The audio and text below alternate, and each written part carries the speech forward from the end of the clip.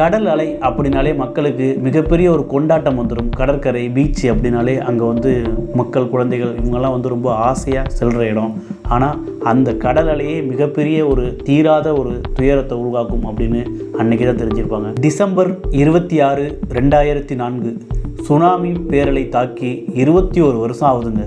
ஆனால் இன்னும் அந்த ஆழி பேரலை ஏற்படுத்திய காயத்திலிருந்து இன்னும் பல பேர் மீண்டு வராமே இருக்கிறாங்க. உலகம் முழுவதும் சுமார் 20 லட்சத்திற்கும் அதிகமானோர் தங்கள் உடைமைகளை தங்கள் வீடுகளை இழந்து நடுத்தெருவுக்கு வந்த நாள். இந்த சுனாமி பேரலையால் இழுத்துக்கிட்டு போன அந்த 50,000 பேரோட நிலை என்ன அப்படின்னு இன்று வரை தெரியாமே இருக்கு. கிறிஸ்துமஸ் பண்டிகைக்கு அடுத்த நாள் அப்படிங்கிறதுனால நண்பர்களோடும் உறவினர்களோடும் கடற்கரையில் கொண்டாட்டத்தில் ஈடுபட்டுக்கிட்டு இருந்த மக்களுக்கு நேர்ந்த சோகம். அதிகாலையில் கடற்கரையில் நடைபயணம் சென்றவங்க, தூங்கி கொண்டிருந்த மீனவர்கள், அங்கே கடை போட்டிருந்தவங்க, கிறிஸ்துமஸ் முடிஞ்சு அடுத்த நாள் ஞாயிற்றுக்கிழமை அப்படிங்கிறதுனால அங்கே கொண்டாட்டத்துக்கு கடற்கரை சுற்றி பார்க்க வந்தவங்க, இது போன்ற பல பேரை வந்து அங்கே வந்து ஆழி பேரலை அடியோடு அடித்து சென்றது.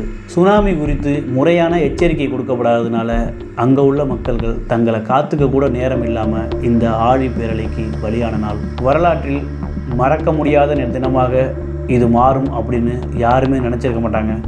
அப்படி ஒரு தினம் டிசம்பர் 26, 2004. இந்த ஆழி பேரலைக்கு பலியான எம் சொந்தங்களுக்கும் அவர்களை பிரிந்து வாழும் உறவுகளுக்கும் ஆழ்ந்த இரங்கலை தெரிவித்து கொள்கிறேன்.